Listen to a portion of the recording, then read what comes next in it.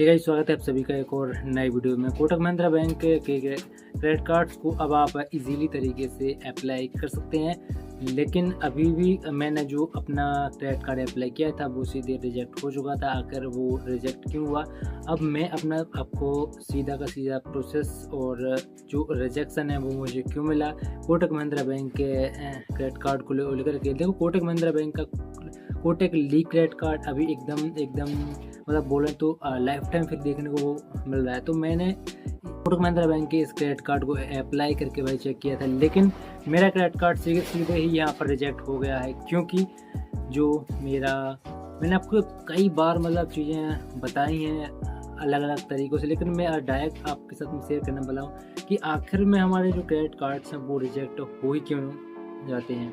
देखो, सबसे पहली चीज़ तो होती है कि आपका सिविल स्कोर में भी कई सारे लोगों को मैंने देखा है कि सिविल स्कोर अब आज की पोजीशन में जैसे ही अवेयरनेस बढ़ रही है तो लोगों को भी मालूम है कि हमारा सिविल स्कोर कितना अच्छा होना चाहिए, हमें मेंटेन करके रखना चाहिए। ऐसा नहीं है कि कोई भी पेमेंट मिस कर दी या कुछ, तो अवेयरनेस बढ़ रही है तो लोगों का जो सिविल स्कोर है वो अब एक मेंटेन लोग अब कर रहे हैं। बाकी ये तो प्रॉब्लम नहीं है। दूसरी चीज़ होती है आपके पास में आपका बैंक के साथ में कोई रिलेशनशिप है या फिर नहीं है, कोई एफडी, कोई बैंक अकाउंट, इस तरीके से कोई अगर आपका पहले से रिलेशन है तो आपको प्रॉब्लम नहीं होती है।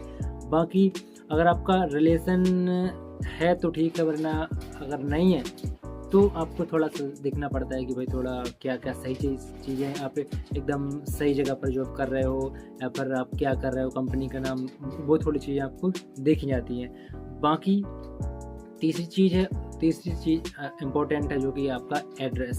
अब अगर आपके पास में अकाउंट पहले से है और आपका वो एड्रेस जो विलेज एरिया है, नॉन सर्विसेबल एरिया है, तो उस तरीके से अगर आपका एड्रेस है तो एड्रेस जैसे ही फेच करेगा बैंक आपके अकाउंट को फेच करेगा, तो वहीं से आपका जो एड्रेस जब फेच करेगा तो आपका वहीं से भी रिजेक्ट हो जाएगा। देखो, ये तो हो गई यहाँ पर अगर आपका अकाउंट है तो। अगर आपका अकाउंट नहीं है फिर भी अगर आप वही same address, non serviceable address, कोई रूरल एरिया का एड्रेस डाल रहे हो, पिन कोड डाल रहे हो, एड्रेस डाल रहे हो, वहीं से आपका क्रेडिट कार्ड रिजेक्ट हो जाता है। क्योंकि मेरे पास में हुआ है, मेरे साथ में हुआ है।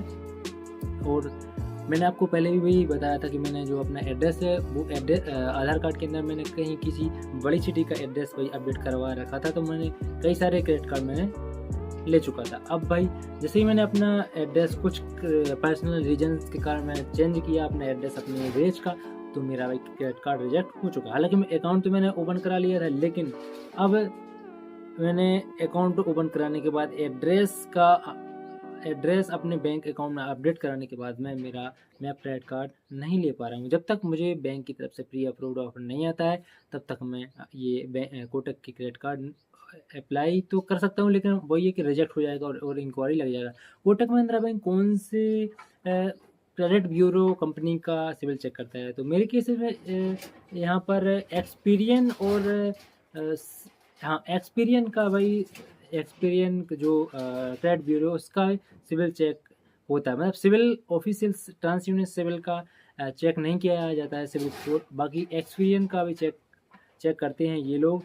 तो एक्सपीरियन का तो मेरा अच्छा 800 से ऊपर ही था, लेकिन फिर भी उन्होंने रिजेक्ट कर दिया। एक ही कारण है, वो है मेरा एड्रेस। इसलिए एड्रेस अपना अपडेटेड रखना हो रखें, ना रखना हो ना रखें, लेकिन आपका जो एड्रेस है वो सर्विसेबल हो, जहाँ पर उनकी ब्रांचेस हैं, तो वहाँ का अगर एड्रेस रहेगा तो भाई आपको क्रेडिट कार्ड लेने से कोई नहीं रोक सकता है। तो ये जो कुछ चीज़ें हैं, मेन चीज़ें मैंने आपको बता दी कि क्यों आखिर मेरा क्रेडिट कार्ड रिजेक्ट हुआ और क्यों लोगों के क्रेडिट कार्ड रिजेक्ट होते हैं। बाकी आपको कोई ओपिनियन है, कोई और सलाह है तो ज़रूर कमेंट में बताएं, मैं उसके ऊपर और भी डिटेल में यहाँ पर इन्फॉर्मेशन दूंगा आपके लिए। तो गुड बाय, ये है छोटी सी और इन्फॉर्मेटिव वीडियो, ताकि आप क्रेडिट कार्ड आपको आपके जो क्रेडिट कार्ड जो आप अप्लाई करते हैं वो यहाँ पर रिजेक्ट ना हो, इसके लिए मैंने थोड़ी सी प्रयास किया है। Thank you, good bye.